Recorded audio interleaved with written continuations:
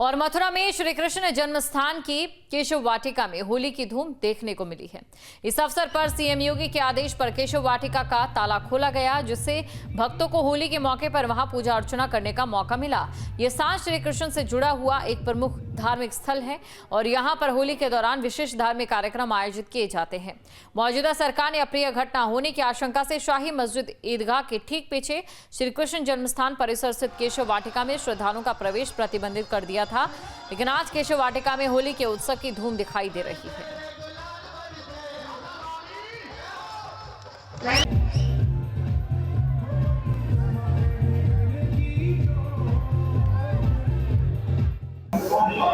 श्री कृष्ण जन्म स्थान के अंदर हम केशव वाटिका में मौजूद हैं और ये केशव वाटिका अपने आप में अहम है, क्योंकि बार बार योगी सरकार की तरफ से कहा जाता है कि काशी के अलावा उन्होंने मथुरा में भी ताला खुलवाया था, तो यही वो केशव वाटिका है। देखो आपको दिखाते हैं, श्री कृष्ण जन्म स्थान का ये गेट नंबर 3 है और इसी के बगल में केशव वाटिका का गेट है। और ये केशव वाटिका अपने आप में अहम क्यों है, क्योंकि आज यहाँ पर होली का उत्सव है और इससे बिल्कुल सटी हुई शाही ईदगाह आपको दिखाई दे रही होगी।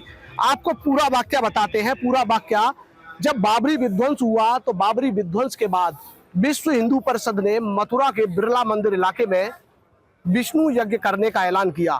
विष्णु यज्ञ में बड़ी संख्या में सनातनी इकट्ठा हो रहे थे, हिंदूवादी इकट्ठा हो रहे थे, तो मौजूदा सरकार ने आशंका जाहिर की कहीं कोई अप्रिय घटना ना हो। इसी के चलते इस केशव वाटिका को आम श्रद्धालुओं के लिए पूरी तरह प्रतिबंधित कर दिया था और यहाँ पर पुलिस फोर्स की तैनाती कर दी गई थी। जन्मभूमि परिसर से जुड़े लोग लगातार इस केशव वाटिका को खुलवाने का प्रयास कर रहे थे, लेकिन ना तो अधिकारी सुन रहे थे और ना ही कोई सरकार उनकी सुनने के लिए राजी थी। श्री कृष्ण जन्म स्थान का ही हिस्सा केशव वाटिका है और उसे बिना किसी वजह के आम श्रद्धालुओं के लिए बंद कर दिया, ना ही उस पर जन्म स्थान परिसर के लोगों का आना जाना है। सीएम योगी आदित्यनाथ ने उसी वक्त फैसला ले लिया कि इस केशव वाटिका का ताला श्रद्धालुओं के लिए खुलवाया जाएगा और 2019 में पहली बार 24 साल बाद इस केशव वाटिका का ताला सीएम योगी आदित्यनाथ के निर्देशन पर खुलवाया गया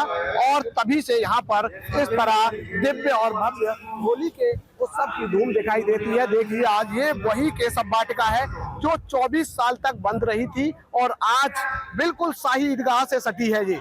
और जब यही आशंका मौजूदा सरकार ने जाहिर की थी कि यहाँ कोई अप्रिय घटना हो सकती है, क्योंकि लोग मथुरा में इकट्ठा हो रहे थे बाबरी विध्वंस के बाद, तो आज यहाँ पर दिव्य और भव्य नजारा दिखाई दे रहा है और इसी केशव वाटिका का ताला योगी जी ने खुलवाया था और यहाँ आज सांस्कृतिक कार्यक्रमों का मंच और दिव्य भव्य होली का उत्सव दिखाई दे रहा है। धाराजी सारस्वत, न्यूज स्टेट, मथुरा।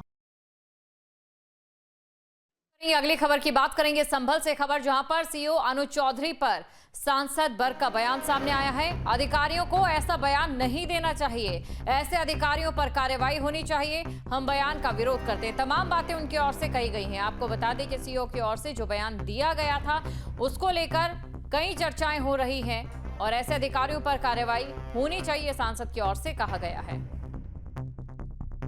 अपना प्रचार प्रसार करना चाहते हैं। एक छोटी सोच है जिस प्रकार के साथ में लोगों का एक हमारे मुस्लिम समाज को चेतावनी दी गई है। मैं अफसोस करता हूं कि अधिकारियों का काम लोगों को डराने धमकाने का नहीं, बल्कि उनका वो सरकार के नौकर हैं और जनता के भी नौकर हैं, तो इसलिए उनकी जिम्मेदारी बनती है कि उन लोगों की सेवा करें और लोगों में भाईचारा कायम होना चाहिए, इंसाफ मिलना चाहिए और अगर कोई त्यौहार आपस में है तो सुकून के साथ में होने चाहिए।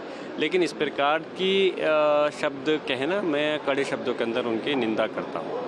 मैं कह रहा हूँ कोई अधिकारी के ऐसे अधिकारी की तारीफ नहीं, बल्कि ऐसे अधिकारियों को तो कार्रवाई की जानी चाहिए, दंडित करना चाहिए जो कि आपस में लड़ाने का काम कर रहे हैं और जिस प्रकार से उनकी जिम्मेदारी बनती है कि सभी धर्म के सम्मान करें। लेकिन वो जो चेतावनी दी है, अफसोस है कि हमारा जब कसम खाई थी, शपथ ली थी जब इस नौकरी में आने के लिए, तो उनको सोचना चाहिए कि किस प्रकार से सारे धर्मों का उनको सम्मान करना चाहिए, लेकिन अपनी नौकरी के साथ में वो जिस प्रकार से कानून व्यवस्था के साथ खिलवाड़ कर रहे हैं, हम इसके खिलाफ हैं और पुरजोर तरीके से हम चाहते हैं कि उनके ऊपर कार्रवाई होनी चाहिए।